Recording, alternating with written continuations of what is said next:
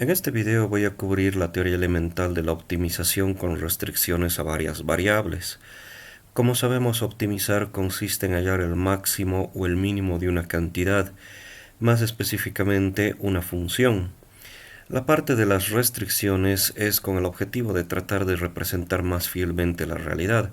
Por ejemplo, en un problema de aplicación real no nos dicen hallar el máximo o el mínimo de esta función, sino que, por ejemplo, tenemos algunas restricciones como un presupuesto predefinido, una cantidad de materia prima disponible o un requerimiento mínimo de resistencia del concreto, etcétera, etcétera. Y pues tratando de resolver ese tipo de situaciones vamos a estudiar lo siguiente. Deseamos resolver problemas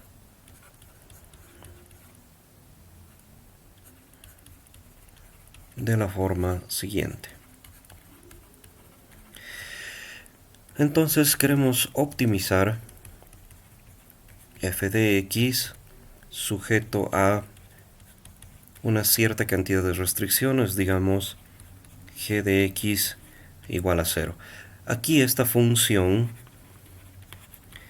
f está definida de un subconjunto u de Rn, ahorita lo voy a anotar, pero esto tiene que ser abierto, en los reales, claro, para que yo pueda determinar máximo mínimo, porque en los reales hay comparación de números. Si esto fuera Rm, no podría comparar, porque no se pueden comparar vectores, entonces tiene que ser de Rn en los reales. Esto implica que x es un vector, tiene componentes x1, x2 hasta xn.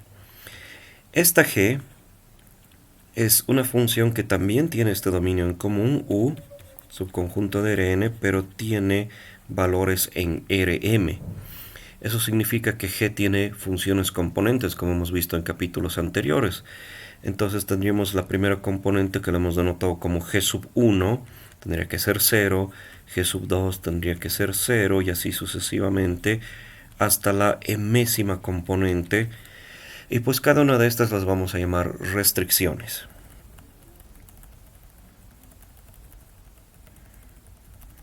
Entonces, como les decía, U es un conjunto abierto. Bien, esta función se llama función objetivo. Eso es lo mismo que hemos visto en optimización sin restricciones, función objetivo.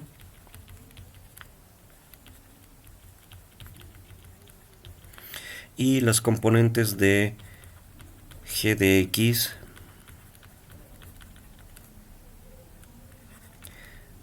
se llaman restricciones.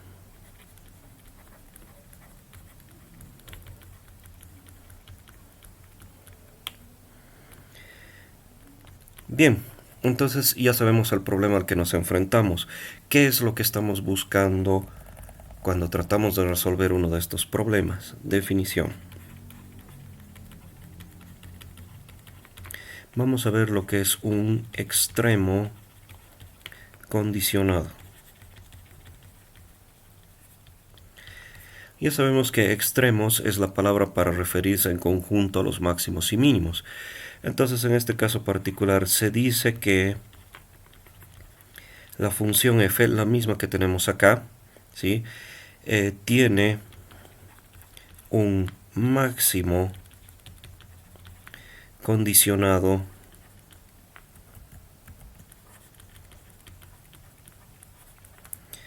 en x igual a si se cumple lo siguiente. Entonces, igualito que con la definición de máximo, tenemos f de a igual a, mayor o igual, perdón, a f de x. Esto dice que es un máximo porque es mayor o igual que cualquiera de los otros valores. La única diferencia es que aquí queremos que x y a, ambos, pertenezcan al conjunto u, es decir, el dominio de la función original, de la función objetivo, intersección, el conjunto de todos los puntos que satisfacen las m restricciones. De la misma manera, se dice que f tiene un mínimo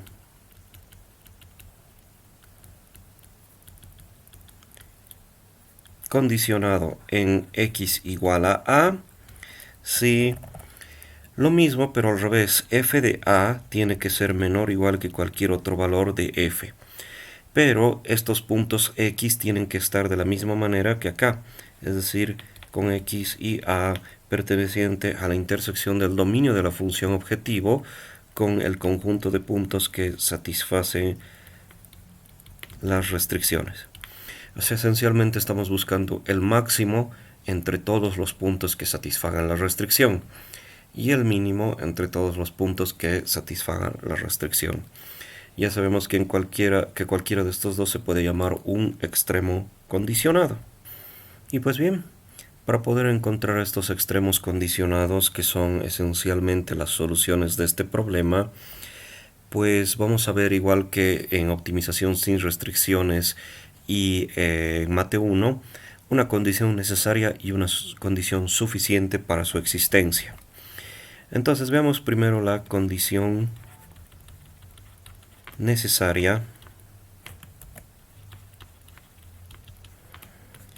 para extremos condicionados. Entonces vamos a definir una nueva función. La vamos a llamar f mayúscula para no confundir con la función objetivo, y pues se va a definir de la siguiente manera. Voy a tomar la función objetivo original y le voy a sumar una constante por la primera restricción, otra constante por la segunda restricción y así sucesivamente hasta la mésima restricción. Sabemos que G tiene m funciones componentes, por lo tanto hay m restricciones. Y pues bien, aquí los lambda sub i son constantes. Son constantes que tenemos que determinar, pero en realidad en la práctica las vamos a considerar entradas o argumentos de la función f mayúscula. ¿Qué significa eso? Que f mayúscula tiene los mismos argumentos que f minúscula, más adicionalmente lambda 1, lambda 2 hasta lambda m. Ahorita vamos a ver un ejemplo en el que se va a explicar todo eso, ¿sí? Por si acaso, en este caso, f mayúscula se llama función lagrangiana asociada a f minúscula, y los lambda sub i se llaman multiplicadores de Lagrange.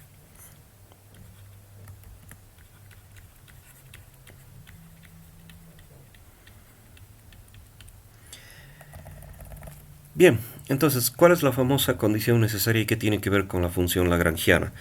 Pues este teorema me hace la relación. Dice así: si la función objetivo tiene un extremo condicionado en x igual a, entonces, igual que en Mate 1, igual que en optimización sin restricciones, la derivada de la función lagrangiana tiene que ser 0 con los lambda i determinados de manera única. Eso quiere decir que cuando trate de despejar lambda 1, lambda 2 hasta lambda m, solo tiene que haber una solución, un valor para cada uno de ellos. Si cualquiera de ellos tiene más de una solución, entonces el criterio falla. Pues bien, hay que tener cuidado con que esta es una condición necesaria. Eso quiere decir que si hay un extremo condicionado en a, entonces la derivada tiene que ser 0. Pero no siempre se cumple que si la derivada es 0, entonces hay un extremo condicionado. Resulta que si la derivada es 0, podría haber un máximo, un mínimo o probablemente nada, igual que con los anteriores criterios. Y pues bien, así que en ese caso vamos a necesitar una condición suficiente que viene a continuación. Condición suficiente. para extremos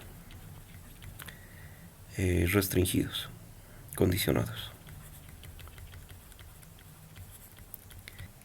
Esto también lo vamos a expresar en forma de un teorema que dice así. Supongamos que A es un punto de estos en donde la primera derivada de la función lagrangiana es 0, entonces se cumple lo siguiente.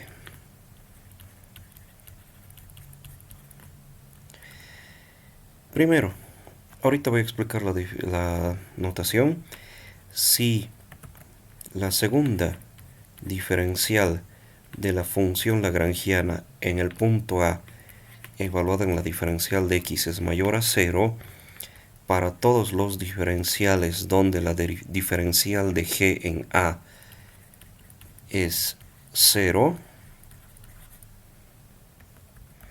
suponiendo que la diferencial de x sea diferente de 0, entonces hay un mínimo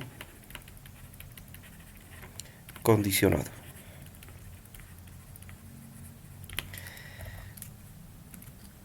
Si por otro lado la segunda diferencial de f en A evaluada en la diferencial de x es menor a 0 para todas las diferenciales de x donde la diferencial de g es 0, excepto en el 0 mismo, entonces hay un máximo condicionado.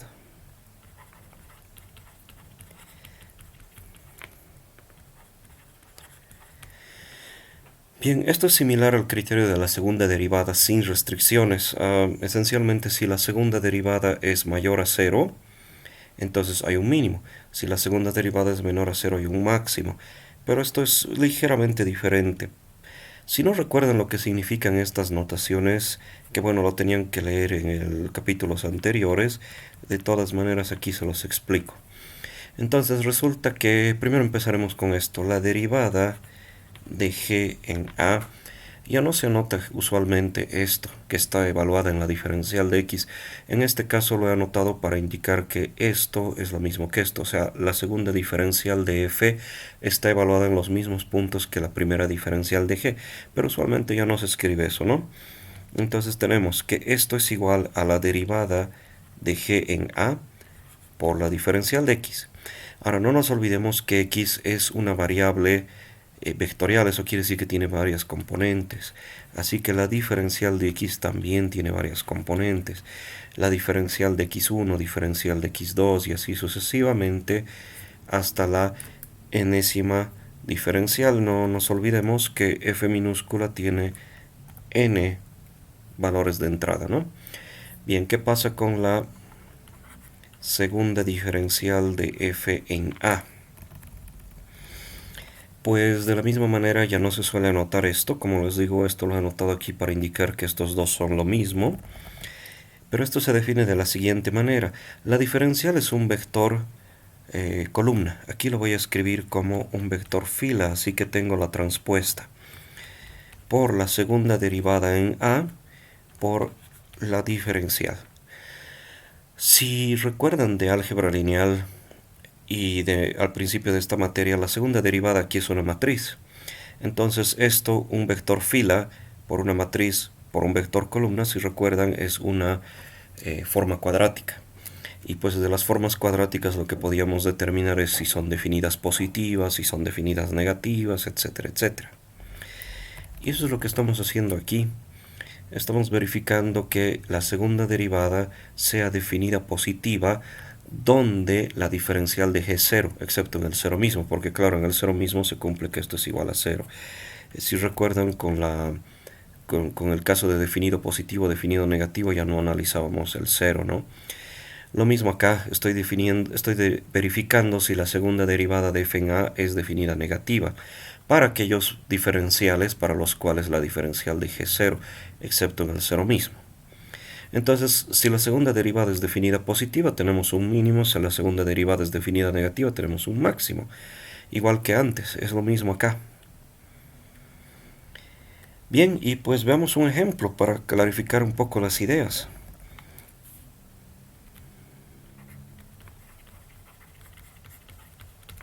Entonces voy a tomar de la página 175 del texto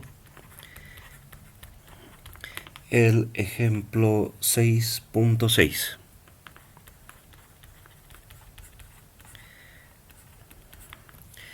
Y dice así: hay que hallar los máximos y mínimos de la siguiente función. Entonces esencialmente lo podemos escribir así: optimizar, hallar máximos y mínimos de f de x, y, z igual menos 2yz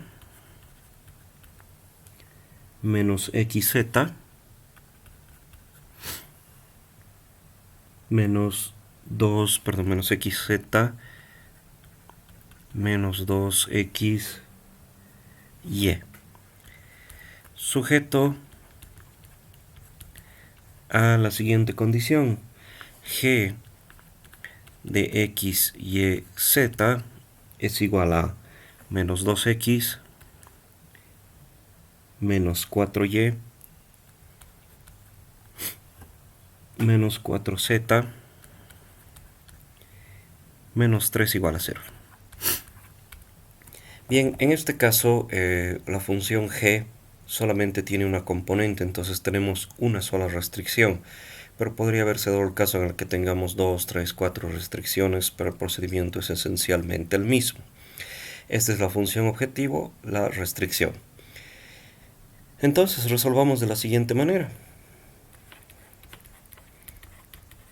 Construimos primero la función lagrangiana.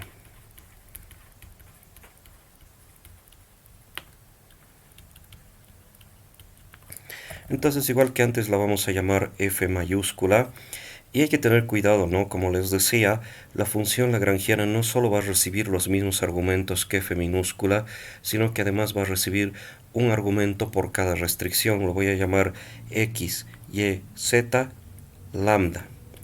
Entonces, sabemos que es la función objetivo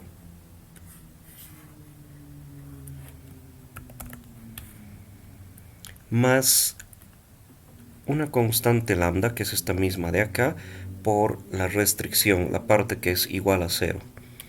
Entonces tenemos esto.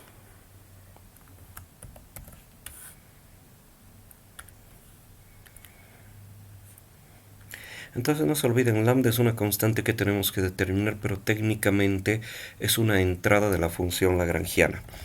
Bien, entonces ahora estamos buscando aquellos puntos donde la primera derivada sea 0. Así que determinamos las primeras derivadas parciales.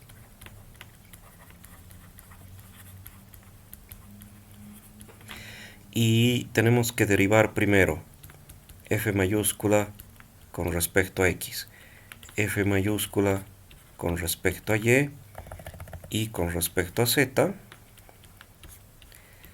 pero hay una variable más, así que con respecto a lambda. Tenemos aquí con respecto a x, esto va a ser 0, aquí voy a tener menos z, menos 2y, y aquí tengo menos 2 lambda, menos 2 lambda, y eso es todo. Con respecto a y voy a tener menos 2z, esto es 0, esto es x, ¿no? 0, menos 2x, y aquí voy a tener menos 4 lambda. Con respecto a z tengo menos 2y, menos x, 0 y menos 4 lambda. Finalmente, con respecto a lambda no hay que pensarlo siquiera, aquí está, es la misma restricción que teníamos. Y esa es la parte importante de este método, ¿no? En cierta forma, al hacer la primera derivada, automáticamente las restricciones quedan incluidas como parte de la primera derivada. Entonces, esta función lagrangiana no solo toma en cuenta a la restricción, sino que la restricción también está tomada en cuenta cuando derivamos. Bien, entonces estamos buscando dónde la primera derivada es 0, así que tenemos que resolver todo esto igual a 0. Voy a copiarlo directamente. Entonces tenemos esto igual a 0 y esa es una primera ecuación. Tenemos este otro igual a 0 y esa es una segunda ecuación.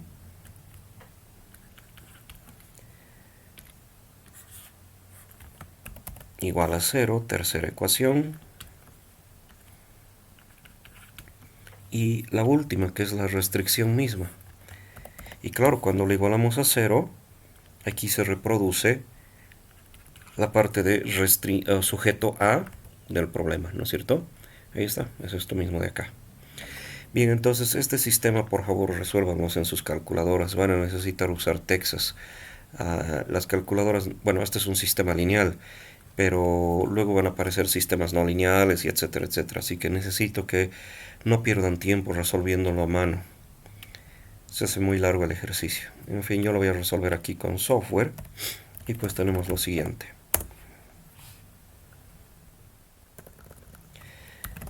Voy a declarar tres variables, perdón, x y z.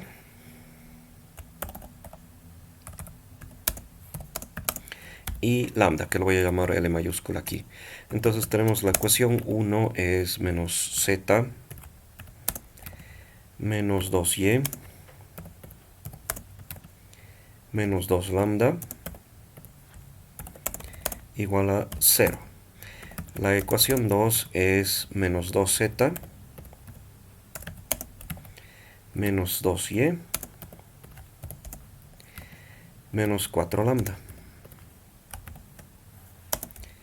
igual a 0. La ecuación 3 es menos 2y menos x menos 4 por lambda igual a 0. Y la ecuación 4 es menos 2x menos 4y menos 4z menos 3 igual a 0. Le voy a pedir que me resuelva el sistema formado por las cuatro ecuaciones y me devuelva los valores de x, y, z y lambda.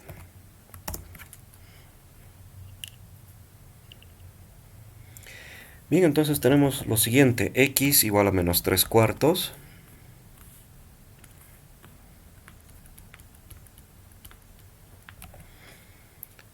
y igual a 0, z igual a menos 3 octavos, y lambda igual a 3 sobre 16. Bien, lo importante acá es que esto sea único, como hemos visto acá. Entonces la condición necesaria me decía que, la primera derivada de la función lagrangiana tenía que ser 0, con los lambda y determinados de manera única. Eso quiere decir que no debería existir otro valor de lambda. Por ejemplo, si tenemos lambda igual a 3 sobre 16 y lambda igual a 1, esto automáticamente ya falla el criterio. Una cosa que vale la pena aclarar es que el lambda tiene que ser único para cada valor de x y z, o sea, para cada punto x y z. Si por ejemplo tuviéramos aquí otro punto, no sé, así, y ahí el lambda es 1, entonces no hay problema. Este es lambda único para este punto y este es lambda único para este otro punto. En fin, lo que tenemos acá no es un máximo o un mínimo, es el candidato a la ubicación de un máximo o un mínimo. ¿Y cómo vamos a saber si es o no es? Pues vamos a utilizar la segunda derivada.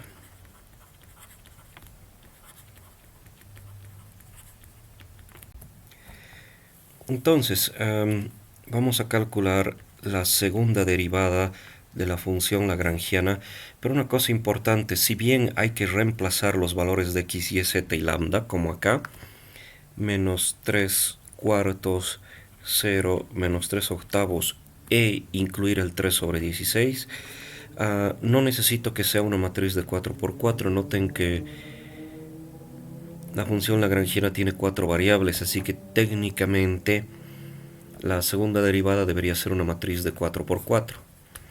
Sin embargo, la última fila y la última columna corresponden a lambda. es decir, a la derivada con respecto a lambda. Eso ya no se toma en cuenta, ¿sí? Entonces, solamente vamos a considerar la derivada con respecto a x, a y y a z, pero hay que reemplazar los valores de x, y, z y lambda. Entonces, eso va a reducir la matriz a una de 3 por 3. Con respecto a x, con respecto a y, con respecto a z, x, y, z, x, y, z. Ya no hay lambda, no hay lambda. Entonces, voy a copiar aquí las primeras derivadas. Y como ya no necesito esto, solo voy a derivar eso, ¿sí? Eso se hace porque técnicamente lambda no interviene en la segunda diferencial. Si se fijan, en la condición necesaria, perdón, la condición suficiente, solo calculamos en la diferencial de x, no calculamos en la diferencial de x y lambda. Así que en realidad no importa lambda ahí, ¿no? Tenemos diferencial de x1, x2 hasta xn, pero no hay eso. Así que no es necesario tener una fila extra. Bien, entonces vuelvo a derivar esto con respecto a x, es 0, con respecto a y es menos 2, con respecto a z es menos 1, perdón, y ya no necesito con respecto a lambda. Con respecto a x, menos 2, con respecto a y, 0, con respecto a z, menos 2, con respecto a x, menos 1, con respecto a y es menos 2, y con respecto a z es 0. Recordemos que una cosa importante de la matriz hessiana, que es la segunda derivada, es que es una matriz simétrica. Aquí tenemos la diagonal principal y pues esta está actuando como una especie de espejo. Esos son iguales, estos son iguales y estos son iguales. Así que en realidad solo necesitaba calcular esta parte de acá. En fin, voy a borrar esto. Y pues habría que sustituir los valores de x, y, z y lambda, pero si se fijan esto es una constante, así que ahí tenemos la segunda derivada. Bien, entonces, ahora hay que verificar si esta segunda derivada es definida positiva o definida negativa en los puntos donde la diferencial de g es 0. Entonces necesito también esto. Voy a agarrar la función g. Esta.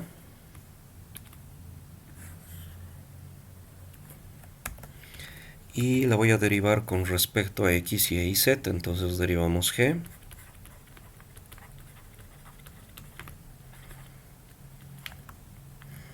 Lo voy a copiar acá. Ya saben, lo que necesito aquí es el gradiente de g. Ahora lo necesito en este punto. Menos 3 cuartos, 0, menos 3 octavos. En el punto donde he calculado que puede haber un máximo, un mínimo. Entonces voy a tener, no se olviden, es un vector fila, menos 2 con respecto a x, menos 4 con respecto a y menos 4 con respecto a z. Entonces técnicamente habría que reemplazar los valores de x y z, pero como son constantes ya lo tenemos ahí evaluado. Entonces, esencialmente tenemos lo siguiente. Esta diferencial tiene que salir 0. Esta diferencial evaluada en la diferencial de x. ¿Qué significa esto? En nuestro caso particular, como las variables son x y z, vamos a tener menos 2, diferencial de x, menos 4, diferencial de y, menos 4, diferencial de z, y eso tiene que salir 0. Y en esos puntos necesitamos que la segunda diferencial de la función sea sea mayor a 0 o menor a 0, perdón, de la función lagrangiana. No nos olvidemos, la segunda diferencial es la siguiente.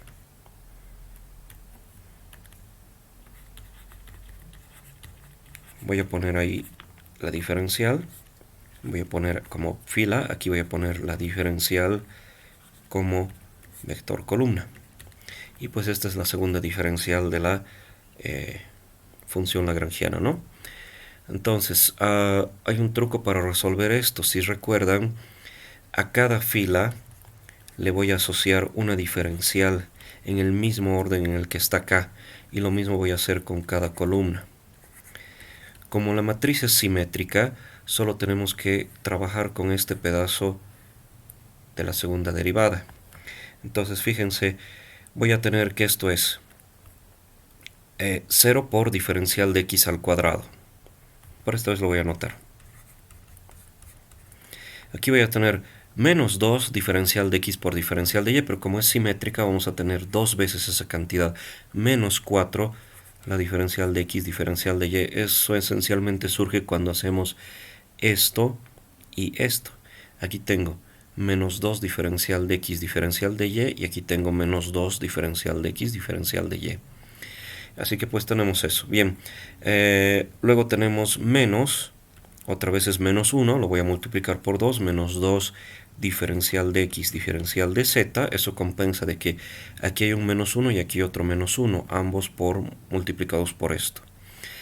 Me voy a concentrar acá, es 0 la diferencial de y al cuadrado, y me voy a concentrar acá menos 4 la diferencial de y diferencial de z. Esto de acá es la segunda diferencial de la función lagrangiana. Y bueno, lo que voy a hacer es simplificar, ¿no? Ya no notaré esto y todo lo demás lo voy a anotar. Así que termina siendo así. Una vez más voy a hacer a mano. 0 diferencial de x al cuadrado menos 4 diferencial de x diferencial de y.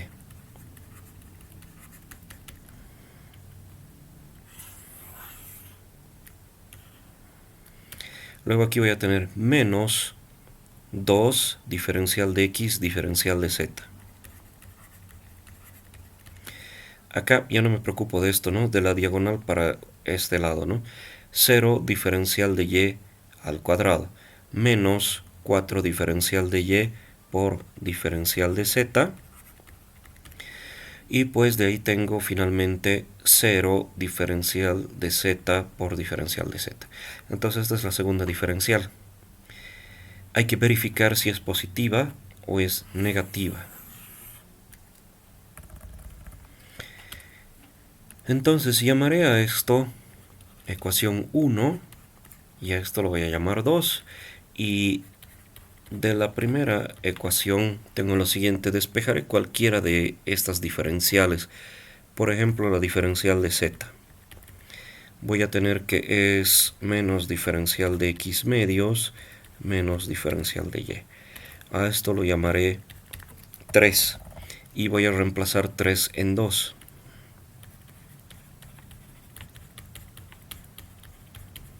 Es importante trabajar con ambas, ¿no?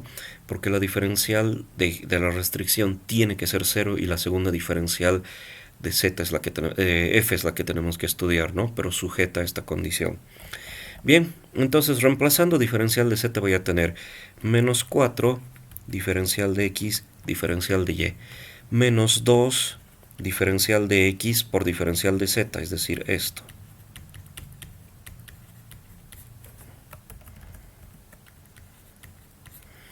Menos 4 diferencial de y diferencial de z.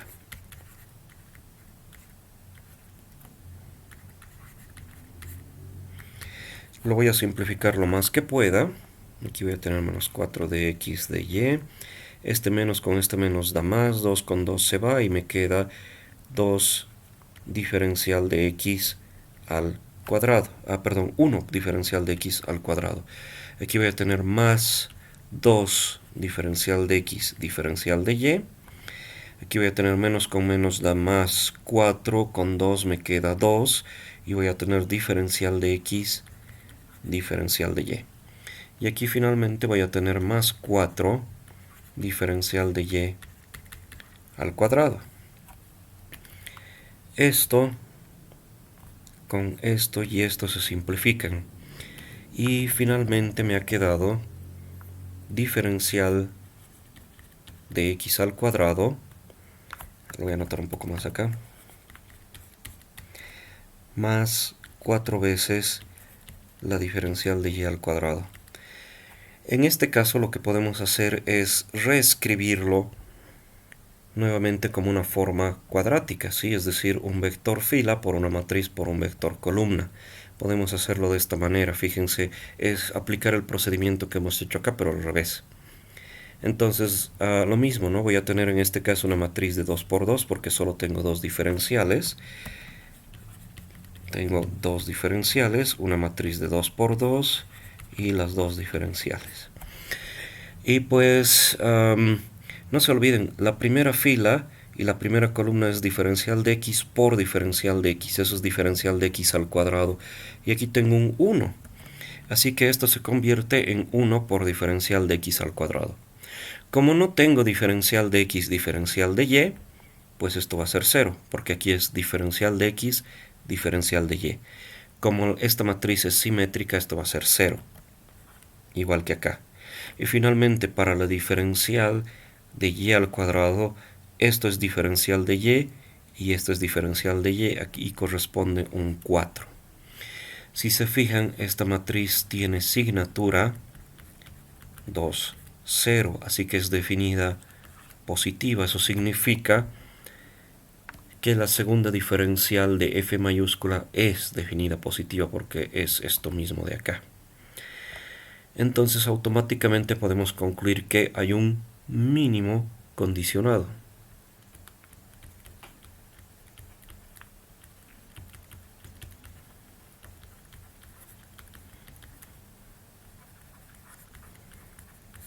Entonces el punto donde hay ese mínimo es lo que hemos despejado en la primera derivada, ¿no? Menos 3 cuartos, 0, menos 3 octavos. Menos 3 cuartos, 0, menos 3 octavos. Listo. Si no les gusta hacer este desarrollo, también podrían haber analizado lo siguiente. No nos olvidemos que la diferencial no puede ser 0. Eso quiere decir que una de estas tiene que ser diferente de 0. Si esta es diferente de 0, automáticamente todo esto es mayor a 0. Y si esta es diferente de 0 por ser al cuadrado y multiplicado por 4, también sigue siendo mayor a 0. Entonces podrían haber saltado todo este paso, si es que gustan, y directamente decirme que es mayor a 0. También pueden hacer eso en el examen, no hay problema. Veamos otro ejemplo. Entonces voy a ir con la página 173, el ejemplo 6.5. Y dice así, hallar los máximos y mínimos, o sea, en pocas palabras, optimizar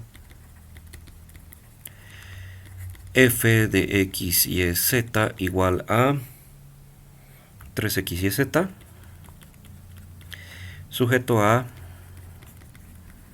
las siguientes restricciones. En este caso son 2. G1 de x, y, z es igual a 2x menos 4y, 4y menos 2z menos 5 igual a 0, y tenemos g sub 2 de x, y, z igual a menos 3x menos 4y más 3z menos 1 igual a 0. Menos 1 igual a 0. Bien. Entonces, en este caso, la función g que define las restricciones, pues, tiene la siguiente forma. Estas son simplemente las componentes de la gran función g. Esa es la primera componente. Y esa es la segunda componente. En este caso, la función g va de R3 a R2. Pero bueno, no necesitamos esos detalles, así que vamos a ir a resolver directamente. El procedimiento es el mismo que hace rato. Tenemos que construir la función lagrangiana.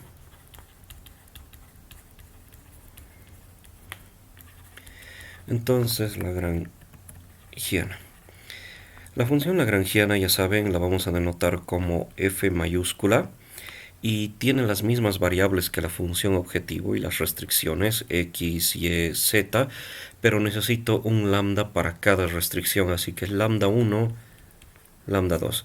La función lagrangiana en este caso tiene 5 variables. Entonces es simplemente la función objetivo original más lambda 1 por la primera restricción.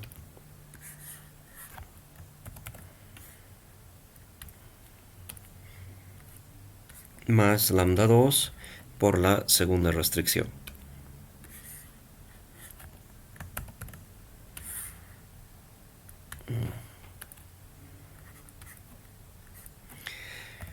Listo.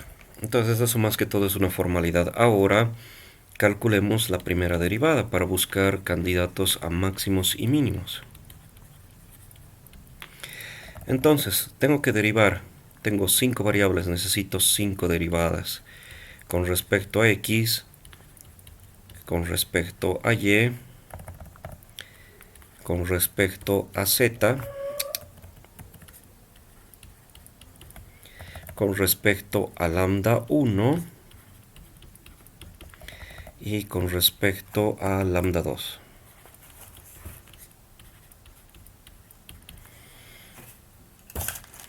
Bien, entonces calculemos, ¿no? Con respecto a x tengo 3 yz más 2 lambda 1 menos 3 lambda 2.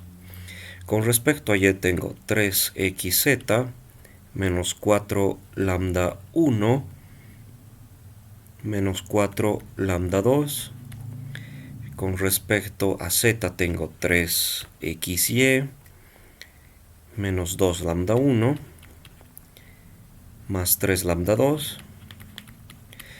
Con respecto a lambda 1, fíjense, todo esto va a ser 0 y todo esto va a ser 0. Lo que va a quedar es esto, que para los ojos de lambda 1 es una gran constante, así que voy a tener 2x menos 4y menos 2z menos 5. No tienen que pensarla siquiera, lo copian directamente de acá o directamente de acá. Cualquiera de las dos situaciones es la misma. Y pues lo mismo pasa con lambda 2, lo puedo copiar directamente de acá o de la restricción número 2. Entonces tengo menos 3x menos 4y más 3z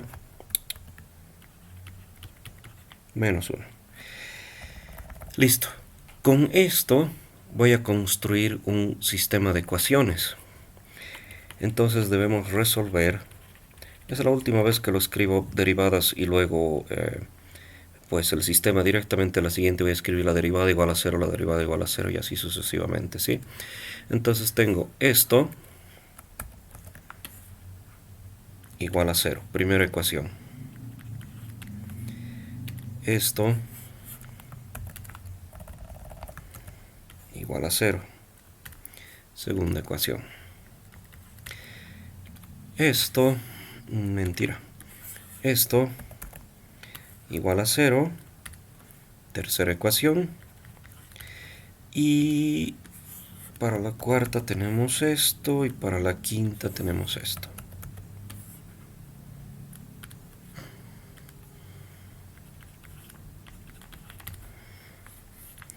Tenemos un sistema de 5 ecuaciones con 5 incógnitas. Lo importante de este sistema es que para lambda tenga solución única. 1, 2 rayos. 3,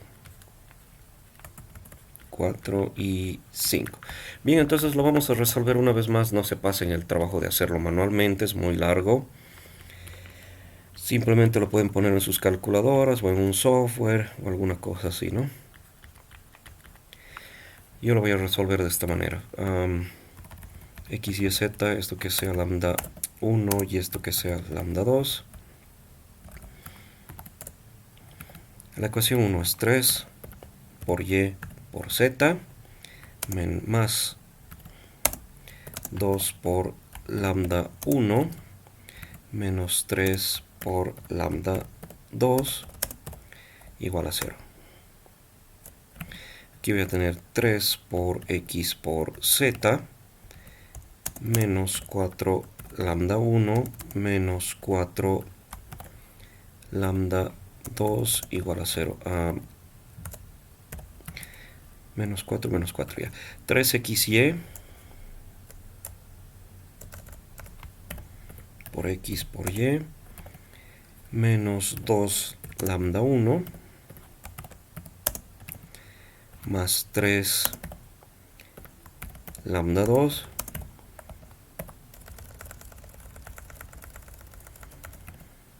2x menos 4y menos 2z menos 5 igual a 0. Y necesito una ecuación más. La ecuación 5 va a ser menos 3x menos 4y más 3 por z menos 1 igual a 0. Y quiero que me resuelva el sistema de 5 ecuaciones con 5 incógnitas. Bien.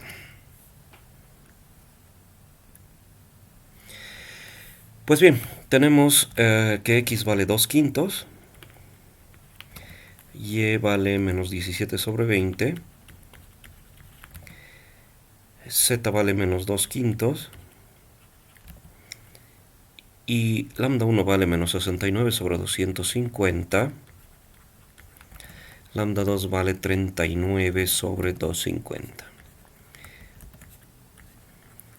Bien, lo importante acá es que lambda 1 y lambda 2 son únicos.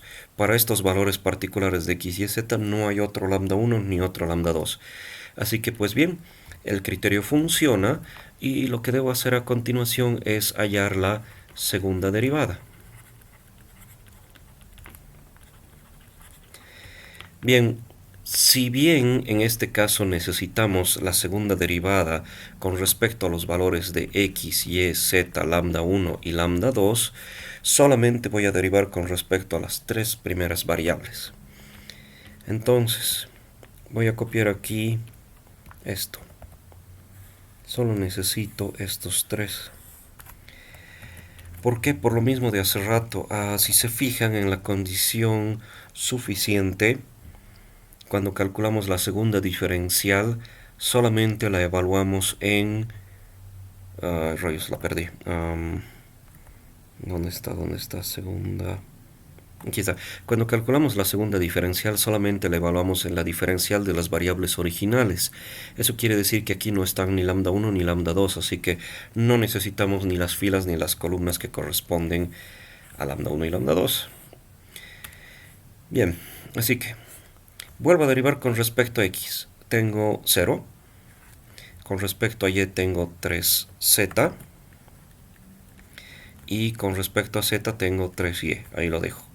Con respecto a x tengo 3z, que podía haberlo copiado de acá. Con respecto a y tengo 0. Y con respecto a z tengo 3x.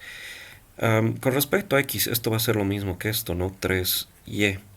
Y esto va a ser lo mismo que este otro, 3x. Y esto va a ser con respecto a z, 0.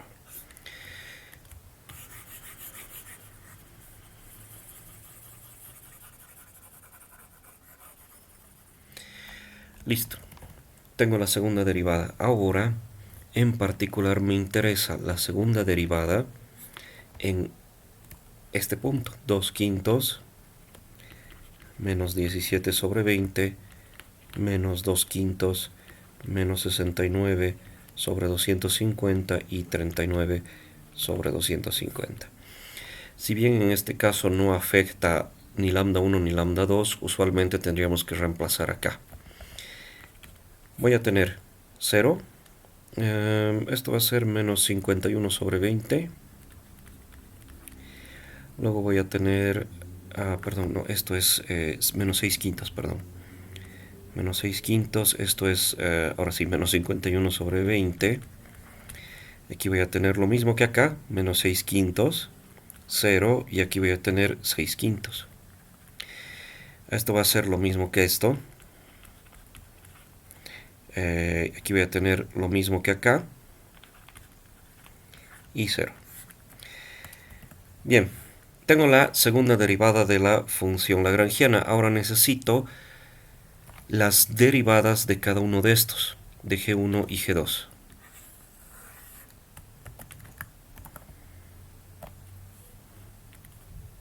Entonces, derivadas de las restricciones, o si prefieren de g, la restricción grande, ¿no? Y ahí voy a tener la derivada de g1 es 2, 4, menos 2. Y la derivada de G2 en X, Y, Z es menos 3, menos 4, 3.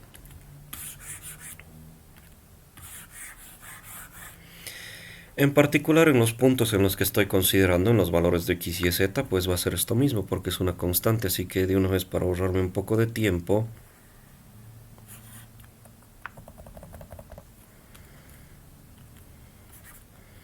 no nos olvidemos que X vale 2 quintos, 2 quintos, Y vale menos 17 sobre 20 y Z vale menos 2 quintos.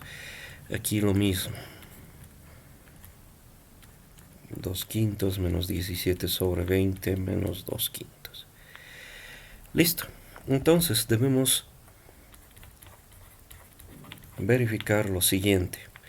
La diferencial de G1 en la diferencial de X y Z sería, no se olviden, es así.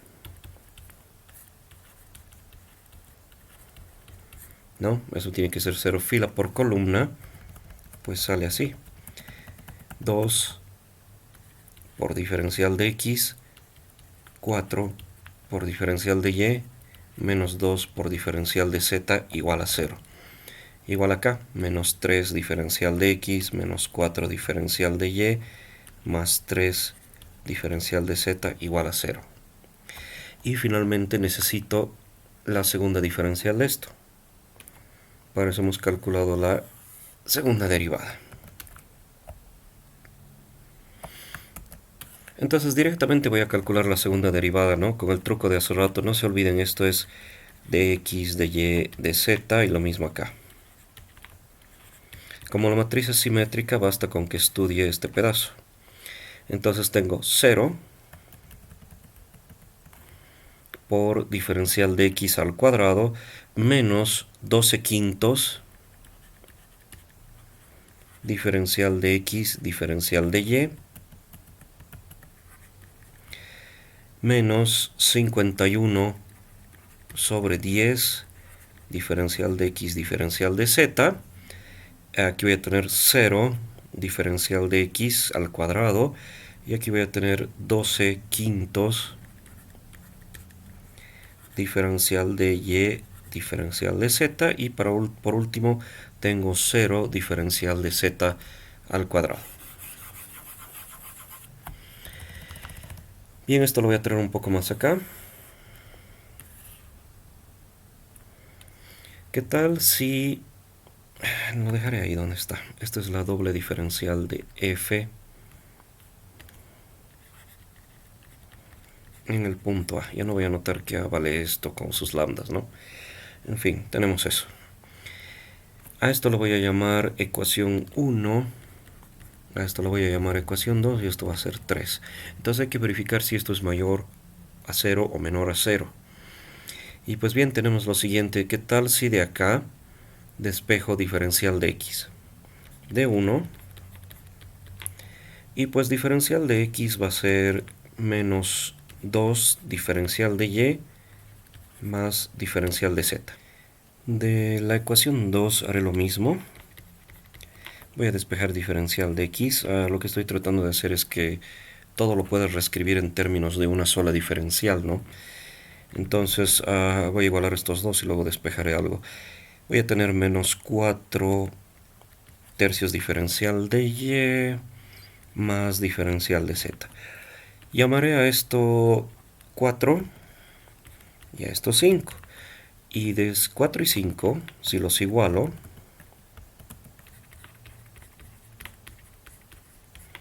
tengo lo siguiente, ¿no? Menos 2 diferencial de Y más diferencial de Z, eso es igual a diferencial de X. Pero la diferencial de X es igual a menos 4 tercios diferencial de Y más diferencial de Z. Voy a aprovechar de simplificar estos dos. Y pues evidentemente lo que me sale de aquí cuando traiga esto a sumar, bueno, me sale menos 2 tercios diferencial de Y. Y eso es igual a 0. Así que por un lado tengo que diferencial de Y 0. Si reemplazo aquí o acá, pues voy a obtener que diferencial de X es igual a diferencial de Z. Bien, entonces 6 y 7. Voy a reemplazar en 3.